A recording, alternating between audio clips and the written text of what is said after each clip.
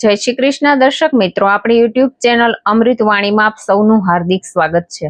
આજે આપણે આ વિડીયોમાં શ્રીમદ ભગવદ્ ગીતાનો 4થો અધ્યાય જ્ઞાન કર્મ સંન્યાસ યોગનું શ્રવણ અને પઠન કરવાના છીએ। જ્ઞાન કર્મ સંન્યાસ યોગનો અધ્યાય સારાંશ અને તેના મહાત્મયના ફળની કથા સાંભળીશું। સર્વધર્મ ગ્રંથ વેદ ઉપનિષદનો સાર એટલે ગીતા। સમત્વ બુદ્ધિ મેળવવા માટે માણસે અહંકાર મુક્ત થવું જોઈએ, એટલે કે પોતે સમગ્રમાં પથરાયેલા ઈશ્વર રૂપ બનવું જોઈએ। કર્મયોગીના વ્યક્તિત્વનું બ્રહ્મમાં નિર્વાણ થઈ જતું હોય છે। આમ કર્મયોગમાં બ્રહ્મ જ્ઞાનનો સમાવેશ થાય છે। આદર્શ કર્મયોગમાં જ્ઞાન અને ભક્તિની પરાકાષ્ઠા હોય છે। થોડો પણ કર્મયોગ માણસને મોટા ભયમાંથી બચાવે છે। ચોથા અધ્યાયનો સારાંશ। ભગવાન શ્રી કૃષ્ણે અર્જુનને કહ્યું કે મેં સૂર્યને કર્મ બ્રહ્માર્પણ યોગ કહ્યો। આવું જણાવતા અર્જુને તે બાબતે શંકા વ્યક્ત કરે છે। આથી શ્રી કૃષ્ણ કહે છે કે મારા ને તારા અનેક જન્મો થઈ ગયા છે, તે બધી વિગત હું જાણું છું, પણ આ બાબત તું જાણતો નથી। આમ તો ઈશ્વર અજન્મા કહેવાય છે, પરંતુ પોતાની માયા વડે તે અવતાર ધારણ કરે છે। જે રીતે મનુષ્ય ઈશ્વરને શરણે જાય છે, તે રીતે ઈશ્વર તેમને ફળ આપે છે અને ઈશ્વરને કર્મો સ્પર્શી શકતા નથી। જ્ઞાનરૂપી અગ્નિ સર્વે કર્મોને બાળી નાખે છે। આ સંસારમાં જ્ઞાન એ પવિત્ર છે। આથી જ્ઞાન મેળવીને મનુષ્ય આત્મામાં એકાગ્ર થઈ અને એકાકાર થઈ જાય છે। આમ શ્રી કૃષ્ણ ભગવાને ચોથા અધ્યાયમાં મનુષ્યની અવસ્થા ભેદથી કર્મયોગ અને જ્ઞાનયોગ સંબંધમાં વાત કરી। આખરે કર્મયોગ આચરણમાં મૂકવા કહ્યું। છેવટે અજ્ઞાનથી ઉત્પન્ન થયેલ સંશયોને જ્ઞાનરૂપી તલવારથી છેદીને અર્જુનને યુદ્ધ કરવા જણાવ્યું। અધ્યાય ચોથો જ્ઞાન કર્મ સંન્યાસ યોગ। શ્રી કૃષ્ણે કહ્યું કે આ યોગ મેં સૂર્યને કહ્યો, સૂર્યે તેના પુત્ર વૈવસ્ત મનુને કહ્યો અને મનુએ તેના પુત્ર ઇક્ષ્વાકુને કહ્યો હતો।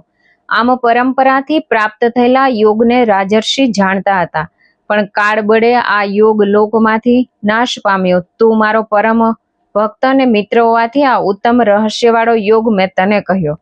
અર્જુને પૂછ્યું કે આપનો જન્મ હમણાં થયો, જ્યારે સૂર્યનો જન્મ તો ઘણા સમય પહેલા થયો હતો, તો પછી આપે આ યોગ સૂર્યને કહ્યો હતો, એ બાબત હું શી રીતે માનું?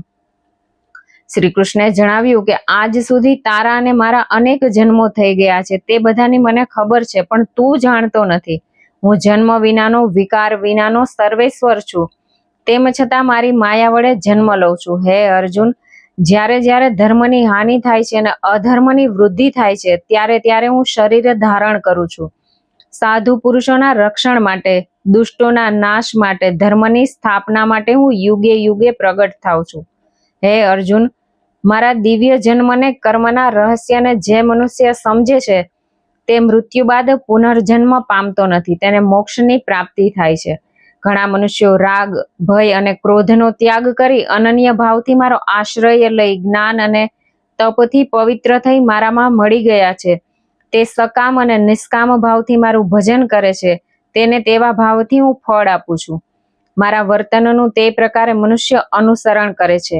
આ લોકમાં કર્મના ફળની ઈચ્છાવાળા ઇન્દ્રાદિ દેવોની પૂજા કરે છે, કારણ કે આ લોકમાં કર્મની સિદ્ધિ તરત પ્રાપ્ત થાય છે, જ્યારે જ્ઞાન જે મોક્ષ માટે છે તે તો મુશ્કેલીએ પ્રાપ્ત થાય છે। ગુણને કર્મ કર્યા પ્રમાણે બ્રાહ્મણ, ક્ષત્રિય, વૈશ્ય અને શૂદ્ર એમ 4 વર્ણોની રચના કરી છે। આ બધાનું કરતા હોવા છતાં પણ અકર્તા છું। નિરઅહંકારી હોવાથી કર્મો મને સ્પર્શતા નથી, નિષ્કામ હોવાથી મારા કર્મોમાં ઈચ્છા થતી નથી। આવી રીતે જે મને જાણે છે તે કર્મ બંધનમાં પડતો નથી। અગાઉ જનક આદિ મુમુક્ષોએ જે રીતે કર્મો કર્યા હતા, તે મુજબ તું પણ કર્મ કર। કર્મને અકર્મ વિશે નિર્ણય કરવામાં મોટા મોટા વિદ્વાનો પણ મૂંઝાઈ ગયા છે। તે કર્મ વિશે તને કહીશ, જે જાણ્યા પછી સંસારમાંથી તારી મુક્તિ થશે। કર્મ, અકર્મ અને વિકર્મનું રહસ્ય જાણવાની જરૂર છે, કેમ કે તેની ગતિ ગહન છે। જે મનુષ્ય ફળની આશા વગર કર્મો કરે છે ને તે જ્ઞાન રૂપ અગ્નિથી જેના કર્મો બળી ગયા હતા, તે વિદ્વાનો તેને પંડિત કહે છે। જે કર્મને કર્મફળમાં ઈચ્છા નથી કરતા, જે નિજાનંદમાં તૃપ્ત રહે છે, કોઈનો આશ્રય લેતો નથી, જે બધી આશાઓને ત્યાગી અંતઃકરણને શરીરને વશમાં રાખી બધું છોડી શરીરના નિર્વાહ માટે કર્મ કરે છે, તેને પાપ સ્પર્શી શકતું નથી।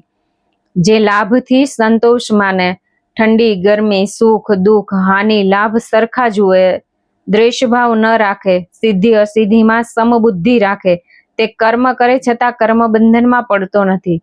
જે નિષ્કામ છે, રાગદ્વેષથી મુક્ત છે, જ્ઞાનવાળો છે અને તે પરમાત્મા અર્થે કર્મ કરે છે, તેના સઘળા કર્મો વાસના સાથે નાશ પામે છે. અર્પણ કરવાની ક્રિયા બ્રહ્મ છે, હોમવાનો પદાર્થ બ્રહ્મ છે, બધામાં બ્રહ્મ ભાવે સ્થિર છે, તે બ્રહ્મને પામે છે. કેટલાક કર્મયોગીઓ ઇન્દ્રાદિની પૂજા કરે છે. જ્ઞાન યોગીઓ યજ્ઞાદિ બધા કર્મોને બ્રહ્મમાં વિલીન કરે છે, તેનું નામ જ્ઞાન યજ્ઞ છે.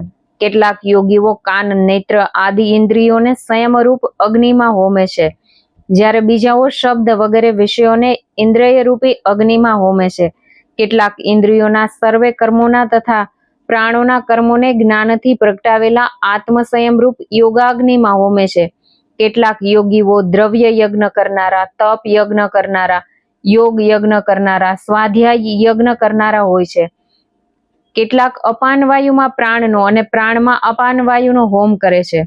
કેટલાક યોગીઓ પ્રાણ તથા અપાનની ગતિને રોકીને પ્રાણાયામમાં રહેતા હોય છે. વળી કેટલાક આહાર ઓછો કરી પોતાના પ્રાણને વિશ્વના પ્રાણોમાં હોમે છે.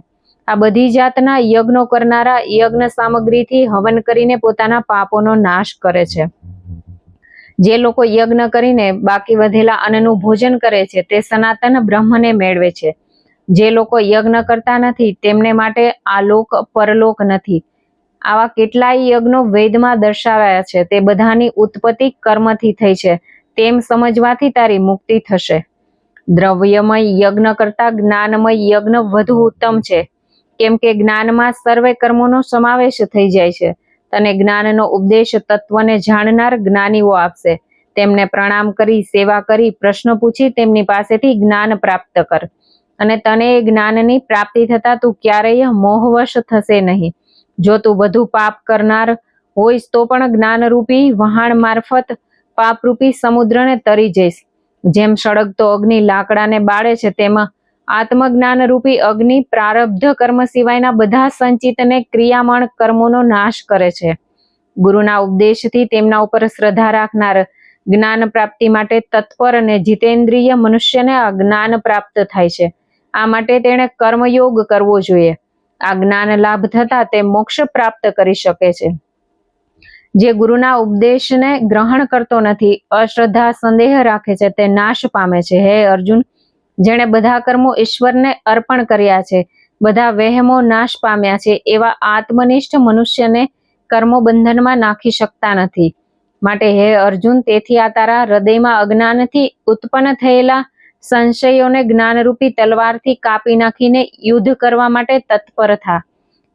ઇતિ શ્રીમદ ભગવદ્ ગીતામાં જ્ઞાન કર્મ સંન્યાસ યોગ નામનો 4થો અધ્યાય સંપૂર્ણ. હવે આગળ આપણે 4થા અધ્યાયના મહાત્મયના ફળની કથા સાંભળીશું.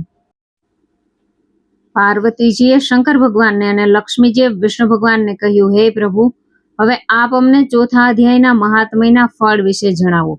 આથી કરીને શંકર ભગવાને પાર્વતીજીને અને વિષ્ણુ ભગવાને લક્ષ્મીજીને આ મુજબની કથા કહી સંભળાવી. કાશીમાં દેવદત્ત નામનો એક બ્રાહ્મણ રહેતો હતો. એક દિવસ વેદવ્યાસના દર્શન કરવા ગંગાને પાર કરી રામનગર ગયો. ત્યાં જઈ કૂવામાંથી પાણી કાઢી તેણે નાહી ધોઈ સંધ્યા પૂજા કરી. આ કૂવાની પાસે બોરડીના 2 વૃક્ષો હતા. તેની નીચે બેસી તેણે ગીતાના 4થા અધ્યાયનો પાઠ કર્યો. પછી જમી થોડો આરામ કરી પોતાના રહેઠાણે આવ્યો. દેવદત્તના ગયા પછી આ બંને વૃક્ષો પડી ગયા. બંનેએ વૃક્ષોનીમાંથી મુક્ત થઈ કાશીના એક બ્રાહ્મણને ત્યાં કન્યાઓ રૂપે જન્મ લીધો. વર્ષો પછી પેલી કન્યાઓએ દેવદત્તને જોયો. તે સાથે પોતાના ગત જન્મનું સ્મરણ થઈ આવ્યું. પેલી કન્યાઓએ દેવદત્તને કહ્યું કે આપ વૃક્ષોનીમાંથી અમારો ઉદ્ધાર કરી મનુષ્ય અવતાર પ્રાપ્ત કરવામાં સહાયક બન્યા છો.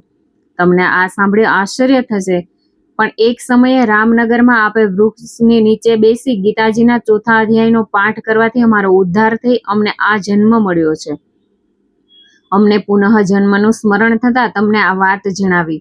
તમને તે અગાઉના અવતારની વિગત પણ જણાવીએ. અમે અગાઉના અવતારમાં અપ્સરાઓ હતી. ગોદાવરીના કિનારે છીનપાપ નામના સ્થાનમાં સત્યતપા નામના ઋષિ તપસ્યા કરતા હતા. તેમની તપસ્યાથી ગભરાઈ ઇન્દ્રે અમને તેમનો તપોભંગ કરવા મોકલી. ઇન્દ્રની આજ્ઞા થતા અમે સત્યતપા ઋષિના આશ્રમે આવીને તેમનો તપોભંગ કરવા અનેકવિધ પ્રયત્નો કર્યા.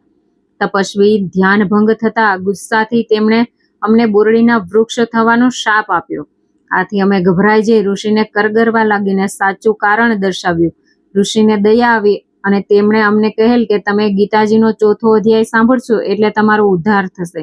આ બંને કન્યાઓ હંમેશા 4થા અધ્યાયનો પાઠ કરવાથી મૃત્યુ પછી સ્વર્ગમાં ગઈ.